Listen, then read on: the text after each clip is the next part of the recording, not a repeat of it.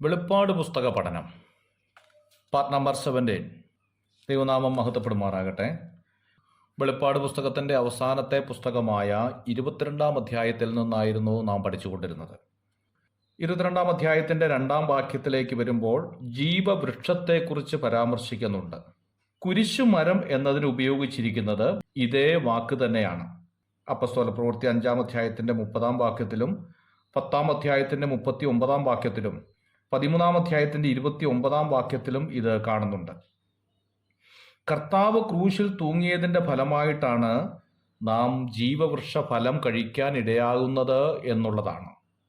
ഏറ്റവും നിന്ദാകരവും ഏറ്റവും വേദനയുള്ളതും ഏറ്റവും വെറുക്കപ്പെട്ടതുമായ ക്രൂശ് മരണം നമ്മുടെ കർത്താവ് നമുക്ക് വേണ്ടി അനുഭവിച്ചത് മുഖാന്തരം ജീവഫലം കഴിക്കുവാൻ ദൈവം നമുക്ക് വഴിയൊരുക്കി എന്നുള്ളതാണ്.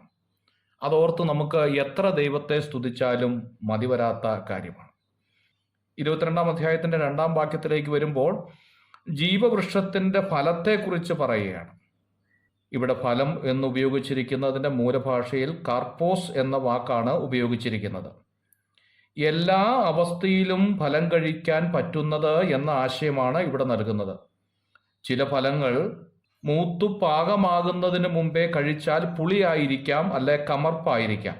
എന്നാൽ ഏതവസ്ഥയിലും കഴിക്കാൻ പറ്റുന്നത് എന്നതാണ് ജീവഫലത്തിൻ്റെ ഒരു പ്രത്യേകത. 22-ാം അധ്യായത്തിൻ്റെ 2-ാം വാക്യത്തിൽ രോഗശാന്തി എന്ന വാക്ക് കാണുന്നുണ്ട്.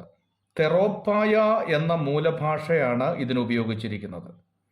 യെശയ്യാ പ്രവചനം 33-ാം അധ്യായത്തിൻ്റെ 24-ാമത്തെ വാക്യത്തിൽ എനിക്ക് ദീനം എന്നും യാതൊരു നിവാസിയും പറയുകയില്ല, അതിൽ പാർക്കുന്ന ജനത്തിൻ്റെ അകൃത്യം മോചിക്കപ്പെട്ടിരിക്കുന്നു എന്ന് കാണുന്നു.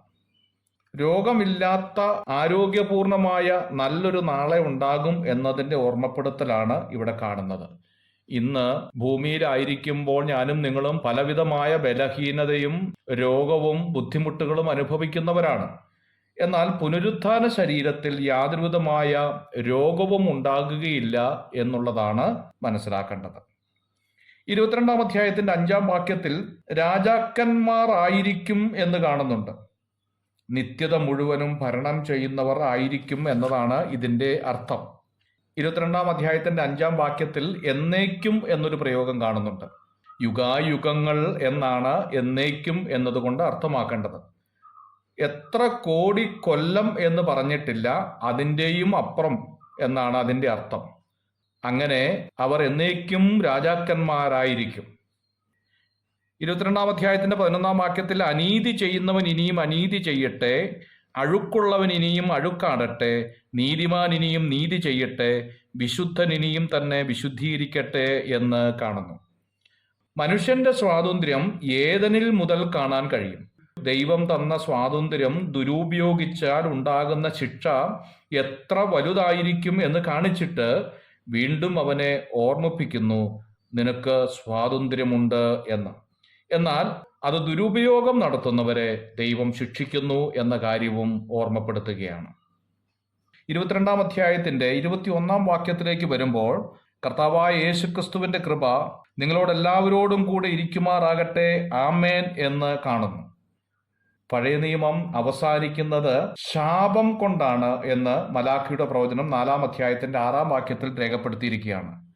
ഞാൻ വന്ന് ഭൂമിയെ സംഹാര ശപഥം കൊണ്ട് ദണ്ഡിപ്പിക്കാതിരിക്കേണ്ടതിന് അവൻ അപ്പന്മാരുടെ ഹൃദയം മക്കളോടും മക്കളുടെ ഹൃദയം അപ്പന്മാരോടും നിരപ്പിക്കും എന്ന് കാണുന്നു. ക്രിസ്തു അവന്റെ പാപത്തിന് പ്രായശ്ചിത്തം ചെയ്തു എന്നുള്ളതാണ് മനസ്സിലാക്കേണ്ടത്. ആയതിനാൽ കൃപയുടെ പ്രാധാന്യമാണ് ഇവിടെ വലുതായി കാണിക്കുന്നത്.